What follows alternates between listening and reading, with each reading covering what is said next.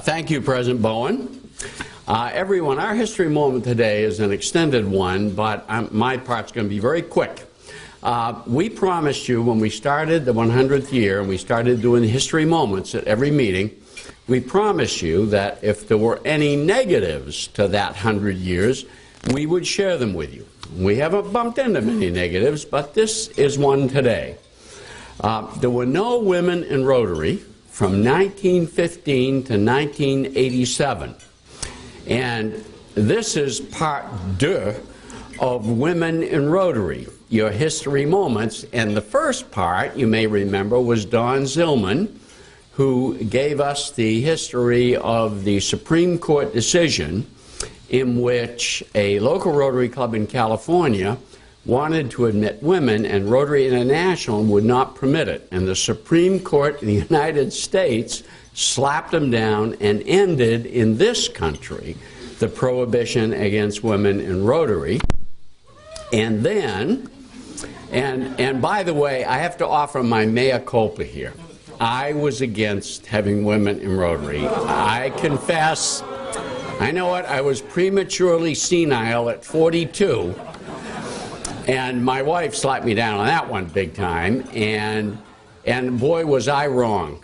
And the Rotary International president pointed out 2 months ago in an editorial in Rotarian magazine, there are still some clubs in the world that do not admit women, none in this country. And the Rotary International president took those clubs to task. I've never seen it. It was a pretty gutsy move. And he said there are two reasons why they've got their heads wedged. And the first one is a moral reason.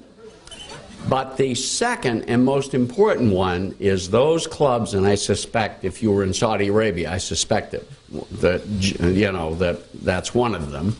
But he said there's the moral reason for letting women in, but the second one is more important, and it's the talent that those clubs are missing out on.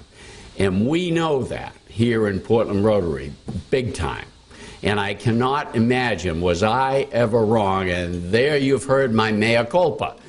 And now I'm going to call up Judy Cavallero, who came into this club in 1987, and Loretta Rowe, who followed closely thereafter.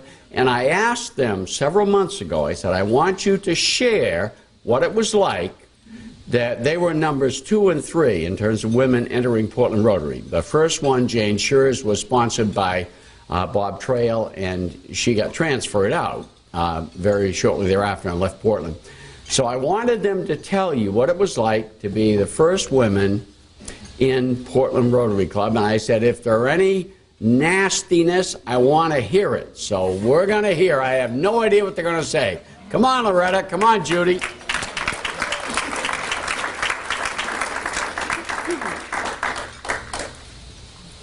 Where's Roxanne?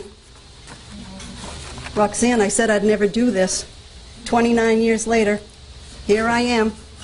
I don't do public speaking, so. All I thought of, and how many people in the room know this woman told me I will never go to Here I am. That's why I had to stand up here with her for her support. And she's great, for sure. Let me begin by saying I am honored to be in this club for so many years, 29 to be exact. I joined the club in '87, as Jim said. Jane Schurz was the first, a week ahead of me, and she did move to Arizona. My sponsor was Charlie Barnes, Amy Chipman's father, and he was very protective. He was a great sponsor. He said, we have to come together for the first few weeks because there are 225 men and me and Jane. So he said, I want to make sure everybody's welcoming, that you're comfortable. I was. Everybody was welcoming.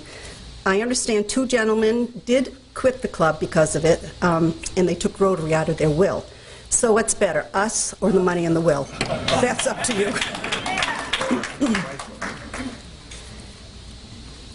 That was a little hard, but it was fun at the same time. Everybody was friendly. They really were.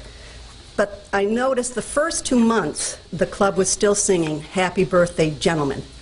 Now, if Peggy was here, that would have stopped the first week. But I was trying to be nice. I wanted them to like me, so I wasn't going to complain. I sang Happy Birthday, General, right along with them, even when it was my birthday. So that was just fine. Loretta, Meredith, and Roxanne and Peggy joined us shortly thereafter. Loretta, Roxanne, and Peggy were all presidents of the club, and I was voted the first female sergeant of arms. And I might add, I was the last. I don't know what I did. I was tough on them. I just made them follow the rules. That's what I thought they should do. Nobody else has been. So somebody needs to name a woman sergeant of arms again. We have all worked hard to assimilate in the club, and I believe we have succeeded.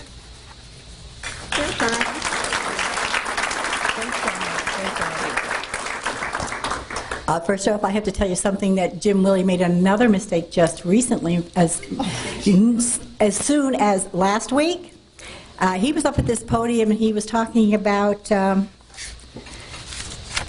have it from the Windjammer here, the Soviets had come to this club and there was an exchange of that, what's the name? Yeah, the Archangel, no, but the musical instrument that you played.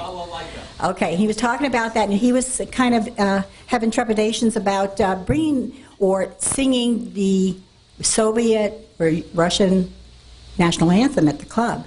But he said that all of the members turned out to be good old boys, and I caught him on that in the write-up, and I said, what? I said, women were in the club then. Yes, we were. So it had been changed for the Windjammer anyway. Just to let you know, he still slips up now and then. And I might add, I had that instrument because James Willey came up to me and said, well, you're a woman and you know what to do with these things, so you take it. You did that to me. You did that to me. I didn't know what to do with it. Well, now I've got it, so I know what to do with it.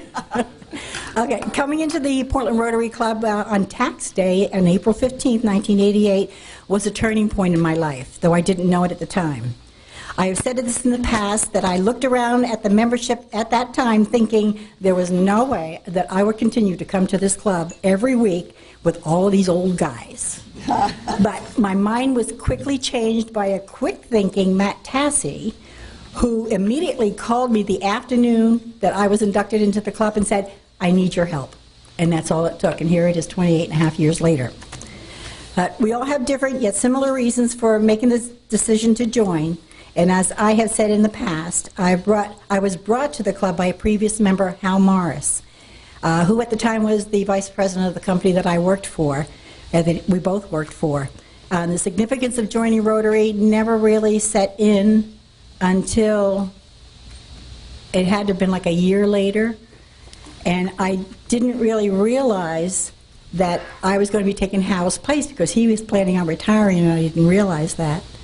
I was told that the high courts had ruled in favor of opening the doors of membership for women in Rotary, but coming from an age where we women were having to prove ourselves in many areas of the professional world, I took it as another step forward in the progress for women. Only as the years have passed have I understood the importance of this decision. As Judy has said, we didn't experience any negativity when we became part of this second family. In fact, being a member early on, it seemed like every committee wanted us to be part of them. That very first year, I was on 7 different committees.